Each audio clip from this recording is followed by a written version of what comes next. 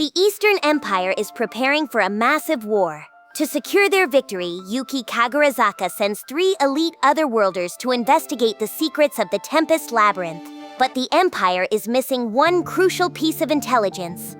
They have no idea that Rimuru's forces include ancient, terrifying Primal Demons. And by the time Lord Gadora discovers the horrifying truth, his students might already be walking into a nightmare. If you are enjoying the story, tap like, leave a comment with the moment you are waiting for, and subscribe. It helps this video reach the right audience and helps keep the AI and rendering costs covered. Now, let's see how the Empire's plans unravel. Upon learning what Yuuki had shown him, Lord Gadora wrenched up his face deep in thought. Right when it was time to put the Empire on the move and defeat the god Luminous too. With Veldora resurrected, the entire plan needed a major rewrite that could not be avoided. The last time the Empire staged a campaign this large, the Storm Dragon crushed the whole thing. Now, to make the next campaign impenetrable, one faction wanted to wait until the Storm Dragon fully disappeared from existence. Another wanted to tame him with the power of the new weapons they had successfully developed. Others wanted to send the armies around the forest of Jura and avoid riling the Storm Dragon at all. The 3 factions were split almost evenly, delaying the Empire's movements. Thanks to that, they had let the Storm Dragon revive. The Warhawks in the Tame the Storm Dragon faction were furious, but the mainstream voices in the other 2 groups gave them no room to speak. If those new weapons failed, their hopes would be dashed for a second time. In Gadora's mind, the Storm Dragon did not really matter. His mission, the reason he kept living, was to eradicate Luminism from the West and take revenge against the 7 Days clergy who had killed his best friend. A newspaper he had ordered from the West contained an article outlining the 7 Days clergy's evil deeds. Under the headline, "The Hero's Decline," he also knew about reports that the 7 Days clergy had been slain, but Gadora refused to accept that at face value. At the very least, he was sure Gren, the Sunday priest, was still alive and lurking in the muck somewhere. Over the past few months, information from the West had grown garbled and tangled, making it hard to investigate much of anything. Because of that, Gadora had no way to confirm the rumors that the Rozzos had been toppled as well. Gadora dismissed the thought as only rumor. He was sure Gren was what had ultimately become of that one hero. Old or not, he was no adversary to sniff at. The council seemed to be on sure footing, but Gadora had confirmed some serious goings-on behind the scenes. Nothing he heard, however, indicated that the Western Holy Church had weakened at all. In Gadora's eyes, that was proof positive that Gren was alive. It would be so easy to ignore the Storm Dragon and simply invade the West. Gadora's thoughts ran along those lines, but even he knew how difficult that would be. The Storm Dragon was teaming up with a Demon Lord. It would be sheer stupidity to position an army against a monster like that, a creature living outside any sort of reasoned magic. Gadora had helped construct the theories behind the Empire's new weapon, and it should be possible to stop Veldora in his tracks at least. But destroying him was another story. Taming him was out of the question. As a survivor of the Empire's last campaign, Gadora had personal insight into the threat Veldora posed. The experience taught him that the Warhawks were being far too rash. Those fools, he thought, completely failed to understand how hard it is to rule over a spiritual life form with a spirit of your own. It was not impossible. The Empire had conducted experiments on demons along those lines, and some of the results had been encouraging. Gadora knew that well enough, since he had come up with the theory for the work. But based on their verified results, he concluded that Veldora was strictly off-limits. He had submitted a report to the Emperor along those lines, but sadly he was shut down. The answer had been simple. If someone wanted to try it, let them. Regardless, the problem now was Rimuru, a demon lord who had built a nation and unified the forest of Jura at an astonishing pace. If Rimuru had teamed up with the Storm Dragon, then attacking the forest would be nothing but foolish. If the entirety of the Empire's military were deployed for the effort, that would be one thing. But to make effective use of such a force, they would need to lure the enemy into more advantageous terrain, and that was impossible. What then if they had to fight the enemy on its own turf? Gadora spoke mostly to himself. The dungeon, eh? And they might be developing otherworld weapons as well? We must investigate this. If we could defeat Veldora and Rimuru while losing less than, say, a third of our force, I would call it a fine job. Otherwise, we have no chance of winning against the Western nations at the end of it." Those words exposed Gadora's mistake. He thought Luminism, and the Western nations supporting it, would be where the enemy made its stand, not Tempest. Whether he picked up on that error in judgment would be the key to deciding his fate. Following Yuuki's orders, 3 people were put on assignment, chosen for their spots in the Composite Division and their acquaintance with Lord Gadora. They would all be meeting that day, and Yuuki had invited Gadora to his personal chamber for the occasion. The first was Shinji Tanemura, formerly a college student in Japan who spent most of his days holed up in a university research lab. He still retained his beloved white lab coat, which had become his trademark here. The second was Marc, a muscular, brown-haired man in his mid-20s. He was the oldest of the trio, a buff bodybuilder type who went around in a tank top and jeans even in winter. The third was Zhen Liuxing, young and taciturn. It was hard to gauge his thoughts, but he always did what he was told. His long braided black hair ran down his back, and he preferred comfortable, traditional Chinese-style clothing, under which it was said he hid a litany of assassin's weapons. Shinji had evolved into the leader of the group, with Marc and Zhen taking orders from him, and now they stood up straight before Yuuki and Gadora. Shinji, speaking for the group, said, "It is an honor to see you after so long." Gadora answered warmly, "Yes, long it certainly has been. And Marc and Zhen, I trust you two are doing well?" Marc replied, "Yeah, really well. Glad you're still okay too, old man," Zhen quietly added. "I am not feeling that well, my lord." Gadora cheerfully smiled at Marc and Zhen. "Good, the same as always then. I understand you're working hard in your squadrons as well. It's quite a relief to hear." Shinji and his friends were other worlders placed under Yuuki's guidance. Yuuki provided care for people like them from all over the world. They were sent to the Empire to live, whether they had skills suited for battle or not. There, they were received by the Cerberus secret society, and then Lord Gadora the Sorcerer saw to them. His mission was to gain whatever otherworld information he could, and if the otherworlders had a talent for combat and were interested in pursuing it, Gadora would train them as well. That was what chiefly constituted the Composite Division. Well-trained otherworlders with a litany of skills. Of course, being from another world did not guarantee a top officer rank in the Empire. They became excellent soldiers because they knew how to correctly harness the unique skills they had manifested for themselves. Shinji, too, had used his own unique skill to establish a firm, secure role in the military. Yeah, these 3 are frontline talents in my composite division. I think they'll be perfect for this new investigation. Gadora replied, "If you believe so, Sir Yuuki, then I have no complaints. Please, all of you have a seat." The trio meekly took the austere sorcerer's advice. Gadora looked at them, smiling a bit. Seeing these full-fledged soldiers still act so nervous around him was amusing, but he could not sit there grinning about it forever. Gadora turned back to Yuuki. "Now, Sir Yuuki, you're going to let me borrow this trio for our investigation?" Yeah, I wanted to go there myself, but I can't really show my face around Tempest at the moment, you know? And I'd be anxious about sending just the 3 of them over, so I was hoping you could oversee them for me, my lord. Gadora said, I had a look at the report you sent. If what's written in there is true, I think we do need to examine this in more detail before launching our full campaign." Gadora eyed Yuuki, sizing him up and awaiting his reaction. Yuuki, aware of this, nodded back. It's all true, every word of it. I'll be briefing all 3 of you on this in a moment, but this is going to be kind of a unique mission. Basically, there's this labyrinth I want you to investigate for us. Marc was the first to flare up. "Whoa, hang on. You called us all here for some kind of obstacle course thing? Is that how little you trust us? Even if Lord Gadora's enlisting us, I really don't think this is something we need to do before a full-scale military invasion." That was common enough from Marc, the most short-fused of the group.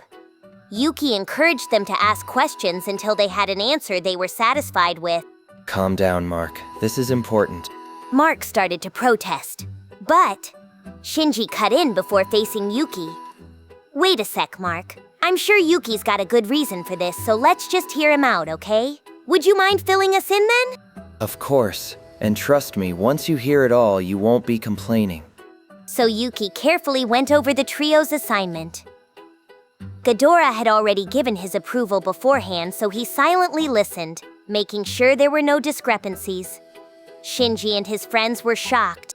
Across the force, Yuki had his protégés in place, well-trained and blessed with unique skills, and they had laid low in their respective posts up to now. The idea was that, when the time came, they would bare their fangs and take over their respective squadrons. Yuki had not filled them in on the details, but everyone thought the moment was near. Shinji and his friends were part of this, and now that Yuki had full control of the composite division, they figured it was only a matter of time before the order came. World Conquest.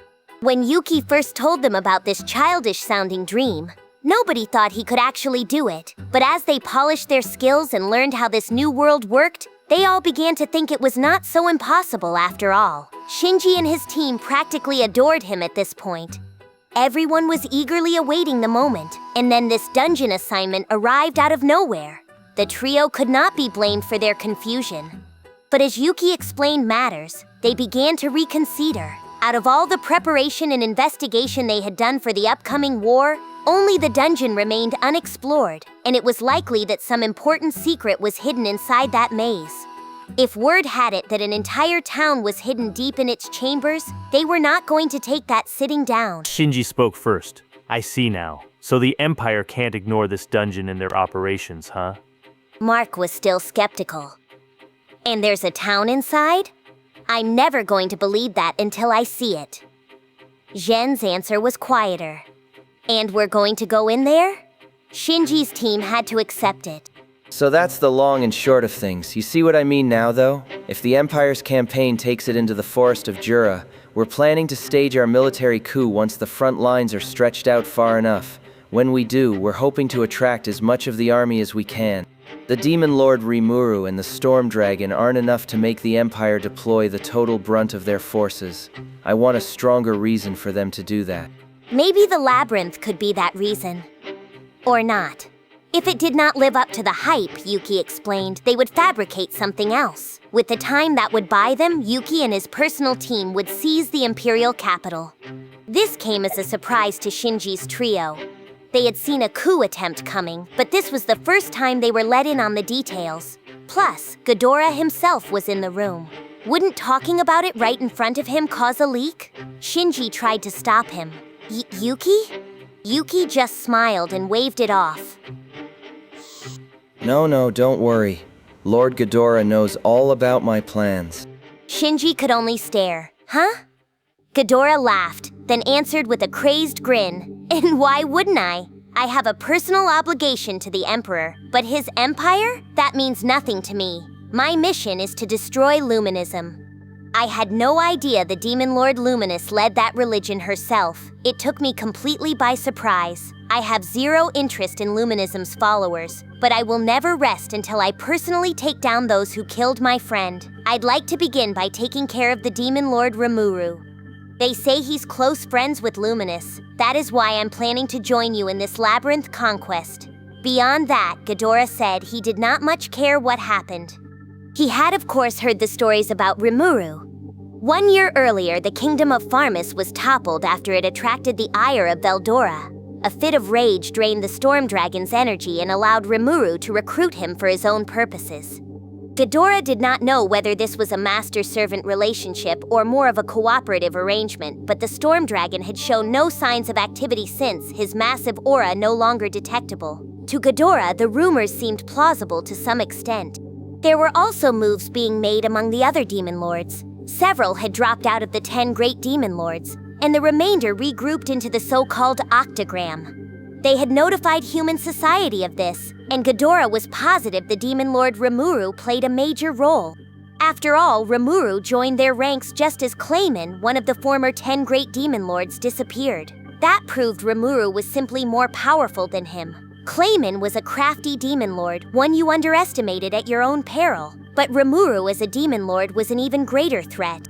What was more, Rimuru had opened diplomatic relations with humanity, strengthening his influence within the Council of the West. Gadora could not say what the Western nations thought about this, but he knew that riling Rimuru would be a very dangerous act. But something else was also on his mind. Farminus had sent an army of some 20,000 soldiers to attack Tempest, and only 3 of them survived. One had since been killed, leaving no one but the former king in Razen, Gadora's ex-apprentice. Gadora made a mental note. He would need to question Razen about this. There was still far too much unclear with this demon lord Rimuru.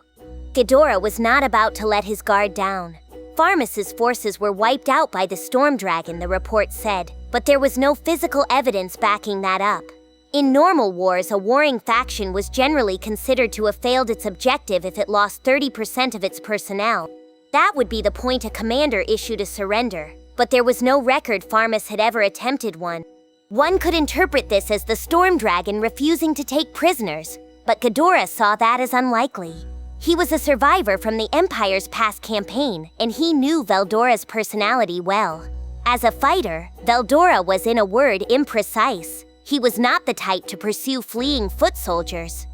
He would cause huge amounts of damage, but it would all happen in one big wave with no follow-up. Considering that fighting style, a force of 20,000 being annihilated to the last sliver was a bit too much to swallow. So did Rimuru do something?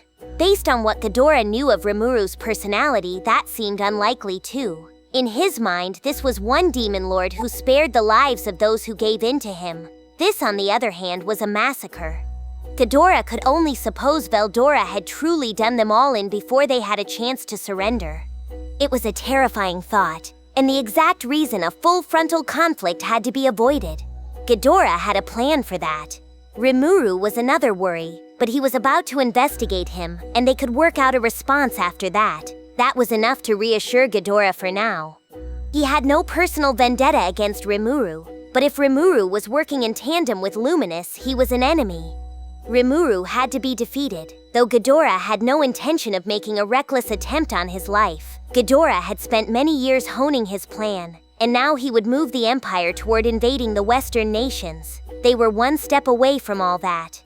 He could not afford to rush this part and send everything crashing down. He was careful, very careful, with every move he made. Gadora and Yuuki shared the same interests, and after discussing them, they agreed to work in tandem, sharing information and becoming comrades in arms. But Shinji was still shocked at how casually Yuuki revealed such secrets. He wanted everyone to take a step back, and it was obvious why. If this went bad, Shinji thought, they could all be rubbed out. Shinji was no fool. He did not think his group was trusted that much, but he did not think they were seen as disposable pawns either. They were being tested, he believed, and Marc and Zhen felt the same way. Shinji gave the answer for the team. "All right, we'll investigate as best as we can." Marc grinned at Gadora. "This'll be fun, old man, and I promise we won't drag you down in there," Zhen said. "I'll do my best." This was clearly an important mission. They had to produce results. In fact, as Shinji now realized, producing results was how they would guarantee their survival. Gadora moved on. "Right, then let me ask you all, do you know how many demon lords there are?" Shinji answered, "Sure, 8, right?" Marc frowned. "Huh? Weren't there 10? Or did it go up to 11? Zhen corrected him. "The lineup changed a year ago, Marc." Gadora sighed. He raised his voice. "Shinji, you need to make sure that fool receives the right information. Any soldier who can't gather intelligence is going to wind up on the chopping block first." He took a moment to catch his breath. There are 8 demon lords in an arrangement known as the octagram. They style themselves as akin to 8 stars in the sky, and with at least some of them, it's not far from reality. I bring this up because your target here is Rimuru, the so-called newbie of this octagram. You must never let your guard down around him. Furthermore, there is another demon among this group known as the Labyrinth Master. What do you make of that? The trio nervously gulped. Even Yuuki looked at Gadora, surprised. Shinji carefully asked, "Are they involved with the labyrinth we're exploring?" Gadora nodded gravely, then handed them a book. It spoke of a labyrinth, a safe haven for spirits, located in the Republic of Ergracia to the west. The stories told of a vast maze under the ground or in the sky, but this was correct and incorrect in equal measure. The book revealed that this haven was home to more than spirits. It also housed a queen who had transformed her body from a spiritual form to that of a fairy. Gadora said that fairy queen is Ramiris the Labyrinth Master, one of the oldest demon lords. The facts hit Gadora's audience like a ton of bricks, but he was not done yet. The door to this labyrinth of hers was located in Urgur Nature Park, but now it has vanished. I investigated this myself, so there is no doubting it. Based on what I was told, it disappeared at around the same time Rimuru declared himself a demon lord. Soon after, his nation revealed their own dungeon. Yuuki chimed in. Well, that pretty much settles it, huh? I was wondering how they built a labyrinth like that, but now I'm positive the demon lord Ramiris created it. She and Rimuru must be allies. Yuuki was sure of it, and he gave a bracing smile. No one on Shinji's side had the words to deny it, and that brought them all down. Now it felt like the mission had become far more difficult. Gadora told them, "I'll be counting on you." Make sure to stay on your guard, okay? After another warning about the terrifying craftiness of the demon lord Rimuru, the three of them left. The day after this meeting, Yuuki's secretary Kagali guided Shinji and his friends to the outskirts of Tempest. 10 days after that, Gadora set off by himself for another destination. After seeing Yuuki admonish the three of them, he figured he would let them handle the mission solo to start with. He did not think Yuuki truly saw them as disposable. It was just a little tough talk to put them in the right mindset. Sir Yuuki was not exactly an honest man either. He thought he was so talented, and he expected the same from everyone else. That much was clear to Gadora, and it was true for Gadora personally as well. Gadora had no intention of sending his apprentices out to be killed. If they got in trouble, he could reach out to them. But he never actually voiced this. Instead, he silently menaced those around him, making people think he was a scary old man. Gadora was blissfully unaware of all this as he headed for the former kingdom of Farminus. He had recalled an old apprentice of his, and he decided to call on him to gather information about Rimuru. Flying over to the old Farminus capital of Maris, he promptly headed for the palace. Razen, working in his office, practically shot out of his chair when he found out. Long before Gadora reached the palace, Razen picked up on the nearby presence of his great master, a man he had thought dead long ago. I can't believe he's alive.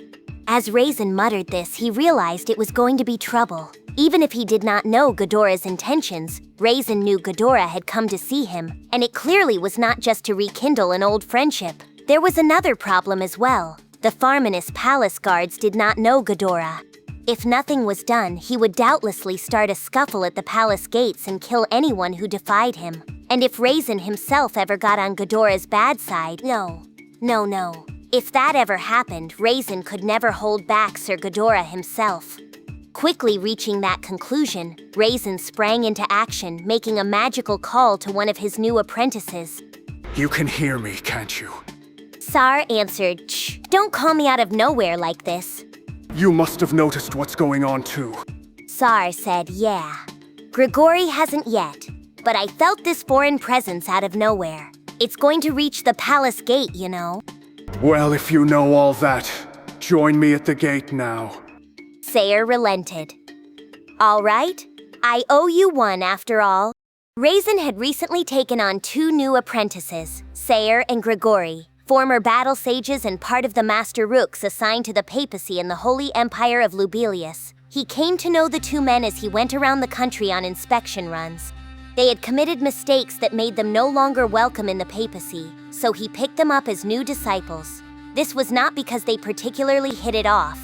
Razen simply had a lot of sympathy for them, especially Saare, who had to admit his epic defeat to newspaper reporters from around the world. Diablo was the one who handed him that defeat, and to Razen it struck too close to home.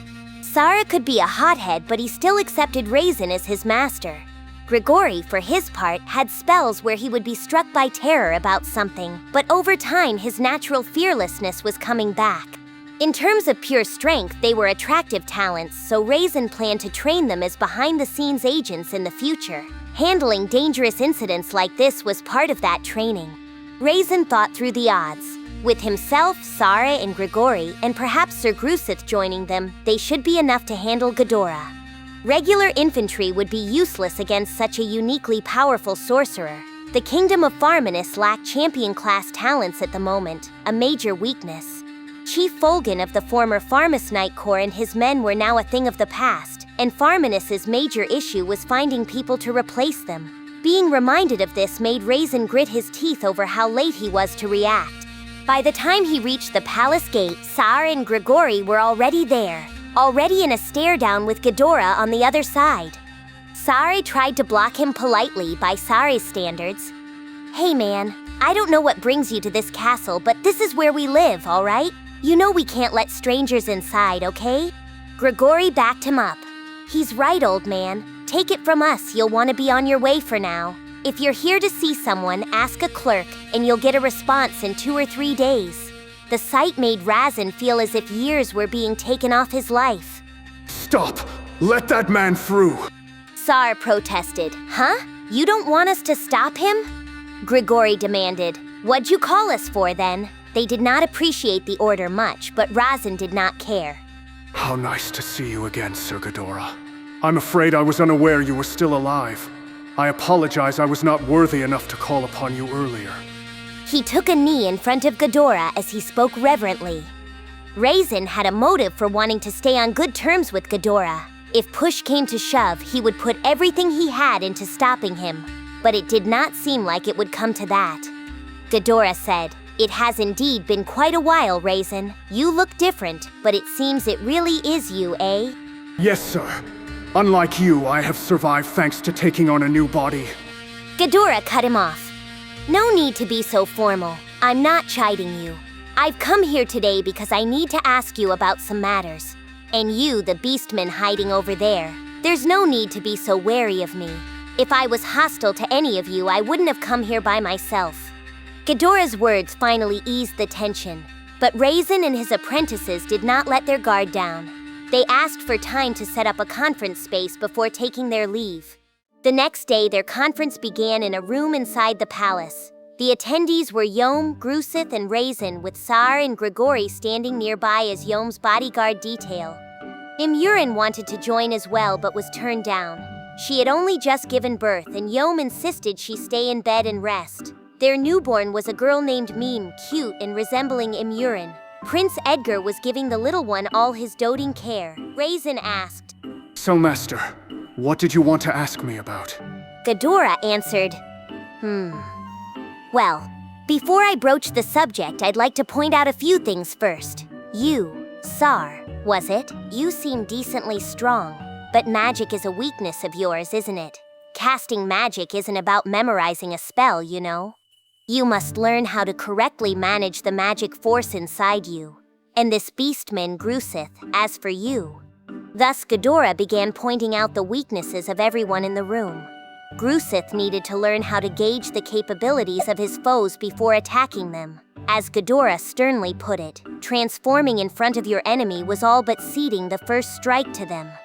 For Yohm, while he was more powerful than the average person by the looks of it, Gadora suggested focusing more on protecting his own body since over-reliance on weapons and armor would be his downfall. With Grigori, on the other hand, Gadora struck a bitter tone, simply ordering him to polish his skills more. Finally, Gadora's eyes settled upon Razen. Razen, I see you've been quite diligent. Your magic is possession-based, is it not? Yes, Master. The secret art of possession, based on the theory behind your mysterious art of reincarnation. Gadora said, A very interesting experiment. Unlike my spell, it doesn't require the target to spend time as a weakened, defenseless child. It is an honor to hear it. Gadora sharply interrupted him. But it is all pointless unless you make the best use of it. You went through all the effort to seize that body, and you're not extracting everything you can from it. Yes, Master. Razen bowed at the advice, breaking into a sweat. This was something he already knew about himself. It forced him to admit that Gadora was probably right about everyone in the room. Truly a fearsome figure, Razen thought. In the space of a day, Gadora had perfectly judged every aspect of their abilities. Razen fell silent, unable to put anything into words. But Saare and Grigori were less appreciative. Saare challenged him first. Whoa, where do you get off lording it over us like that? How can you take one look at me and spout off all that nonsense? Grigori joined in. Yeah, I owe a great debt to Sir Razen, but I ain't got no reason to kowtow to his master too. If you're that confident about yourself, how about you and I have a little lesson together, huh? Now they were ready to duke it out. Razen wanted to scream at them to shut up, but seeing the look in his master's eyes, he refrained. To Gadora, this much was expected, and he fully anticipated showing off his skills to Saare and Grigori. Perhaps, Razen thought, there was still an amicable end to all this. He decided to play along with his master. So, in a sort of warm-up before the meeting, Gadora fought a battle against Saare and Grigori. It was held in the palace training grounds, and Gadora naturally destroyed them. Saare gasped, "No way!" Grigori muttered, "This old man is crazy. He didn't even break a sweat whipping both of us." Gadora's overwhelming strength completely smashed their pride as former battle sages. His intention was to show off his might and use that to smooth the negotiations, and Saare and Grigori reacted exactly as he had hoped. What happened after that, however, did not follow the script. Saare said, "But you're not as good as that demon." Grigori added, "That bad, eh? Then again, I'd say that dog I fought is about as strong as you, old man." Gadora gave a low, questioning sound. They had just lost badly, but they seemed oddly accepting of it. Despite seeing Gadora's strength, they did not act too surprised. As strong as me? Gadora wondered. And a demon out there is more powerful than me, even?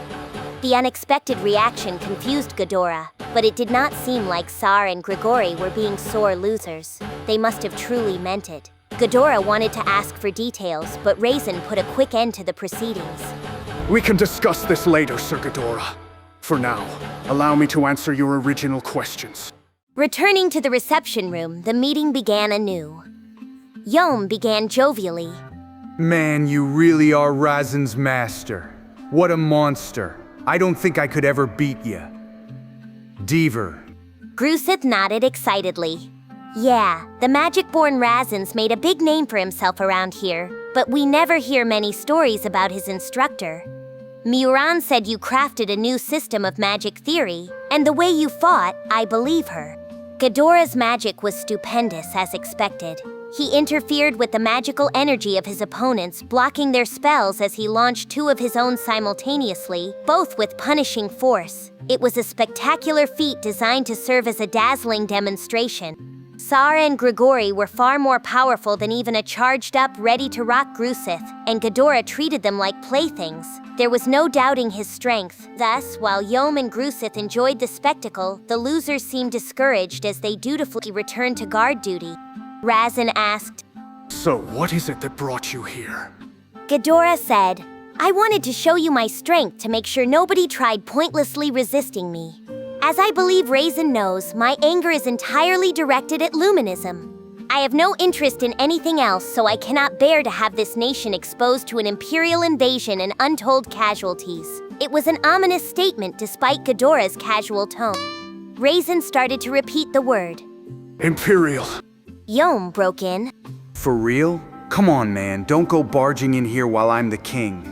Grusith added, You said it. We'd never beat you, and I don't want Mruin or my baby girl exposed to danger. Yohm snapped back. She's not yours, damn it. Get that through your head already. She's my treasure. Treasure. Grusith shot back. Ah, shut up! She's not mine by blood, but she's my daughter. I've decided I'm going to live like a father from now on. Yohm barked. That's not for you to decide. Where do you pursue? It was a pretty painful argument waged between Yohm and Grusith. Razen cleared his throat to shut them up. Right. Now I see, Sir Gadora, why you came here.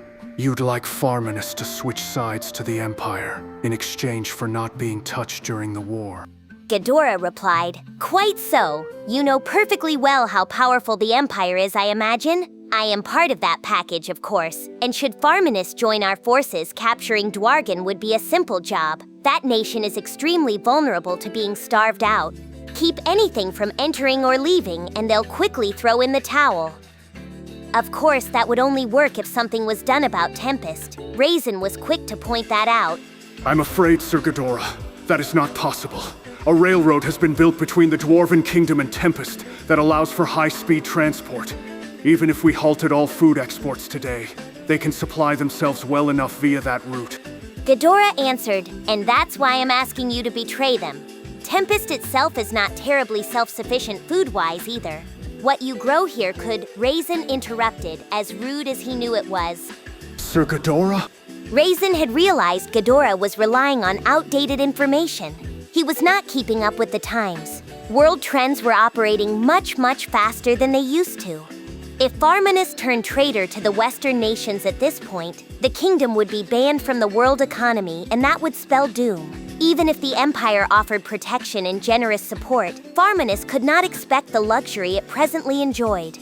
That was how much Farminus was now influenced by the West, or really by Tempest. After Razen explained all this, Gadora said, I see. I was aware, although I wanted to hear about it straight from the horse's mouth. But you truly think the Demon Lord Rimuru doesn't fear the Imperial force? I suppose, of course, that he could even defeat an army of angels with his power, but it would cause untold damage to everything he has built up. The Empire has been considering a train system of its own, but we've taken a wait-and-see approach for just that reason. That was how Gadora responded to the news of a rail network linking the world's bigger cities. Razen said, Sir Rimuru, I assure you, is not afraid of collateral damage. Grusith added, Nah, not at all. The guy hates losing people, but anything else? I don't think he really cares that much. Yohm gave his own take. Yeah, and hell, maybe he likes it. It gives people more work to do.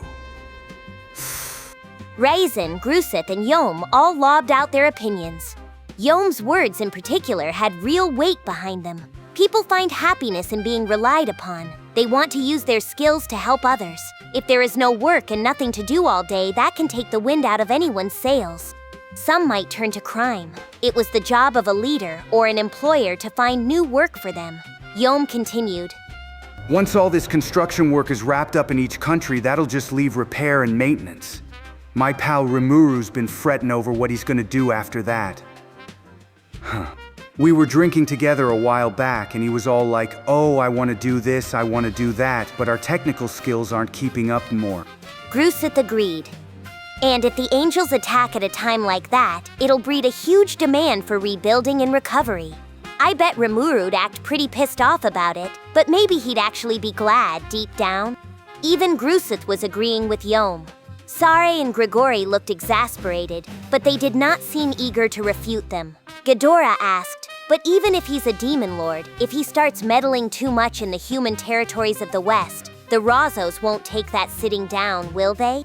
Razen's story generally matched the information Gadora had assembled, but some pieces of the puzzle were still missing. Gadora wanted to use this occasion to milk Razen for as much intelligence as he had. The Rozzos would not wait for things to unfold. They would take action to protect their investments. If economics got involved, Gadora reasoned, they would engage in non-military sabotage to get their way. His question was framed so he could learn as much as possible about the Rozzos' current state.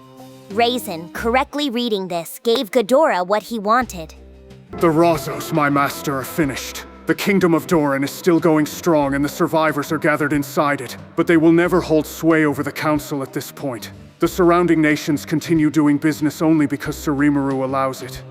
King Doran has surrendered to him as well. As Razen explained this, he decided to divulge the truth behind why the Farminus military had lost so badly. That was the first revelation of the day that truly surprised Gadora. Gadora said, So the Demon Lord Rimuru laid waste to the Farminus army all by himself? And the Rozzos are no longer? But hold on one moment. If those are no mere rumors, then what of Grenville Rozzo? Granville the hero was in Gadora's mind the most powerful man in the world. He had been so careful in his campaign plans against the West because he knew Granville led the 7 Days clergy. But now Razen claimed the Rozzos were gone. Gadora pressed him. So the rumors that the 7 Days clergy were killed?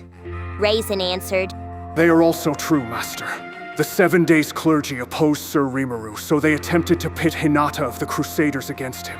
but the plot was discovered, and they were destroyed soon after. Now even Gadora was stunned into silence.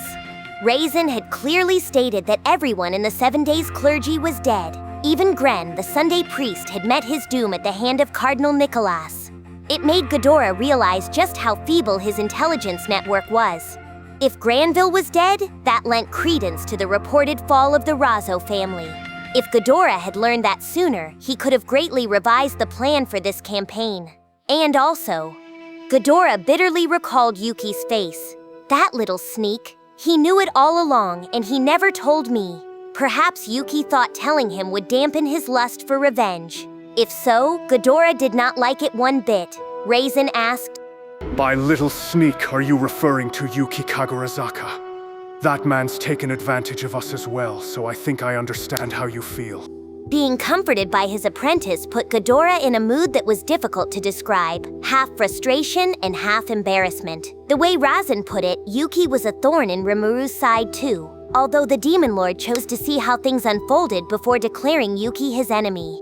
Damn you, Yuki, Gadora thought. Hiding things from me yet again, are you? You know full well I am here to destroy Luminism, and you give me nothing but the vaguest reports from the Western Holy Church. Is there something that would cause you trouble if I heard about it? Now Gadora realized he was being used. There, in front of Razen and the rest, he found himself unsure how their future would unfold. Gadora said, What a pickle this is. Now that I know all this, I really must reconsider our approach to this Rimuru. The Demon Lord Rimuru was a greater threat than Gadora had pictured. What was the correct way to address him? Gadora's friend had been betrayed and killed, and Gadora would not stop his crusade against Luminism now. But everyone in the 7 Days clergy, the most urgent target of his revenge, was already dead. There was no longer any reason to advocate so passionately for the West's fall. Gadora and the Empire worked together because they had common goals, and if that was no longer on the table, Gadora had no real obligation to the Empire. No. There was still another. The god at the top, the Demon Lord Luminous, remained. His friend's belief in that god killed him. There was no way a Demon Lord borrowing the name of a deity could be allowed to stay alive. The realization made Gadora renew his drive to soldier on, or it made him try to. Razen said, Sir Gadora, forgive me if I am out of line, but I feel that stopping this campaign is your best choice. Gadora's voice sharpened. Ho?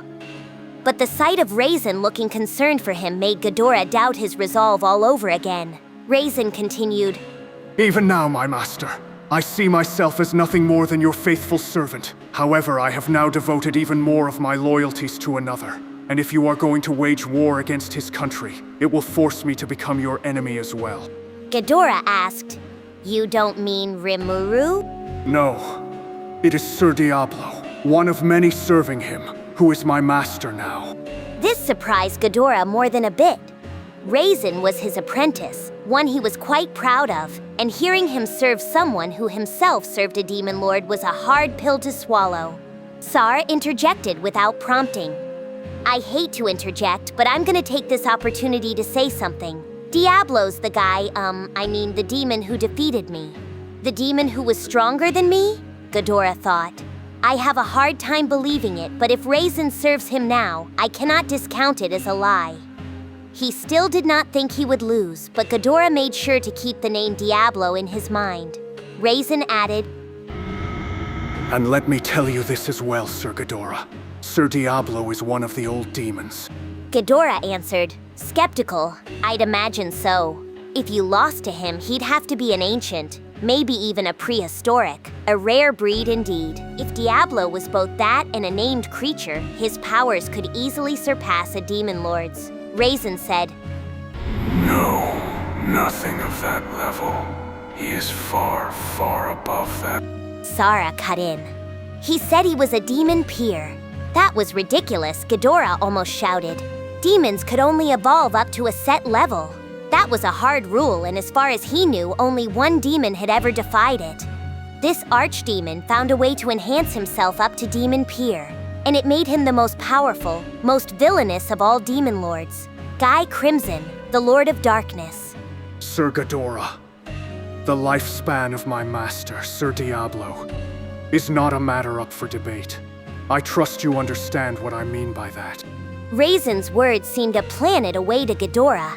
Gadora could not believe it. He did not want to believe it. He mumbled, A primal? Razen answered, Yes. The affirmation cruelly reached Gadora's ears. He tried to calm his heart as he discerned how truthful this was.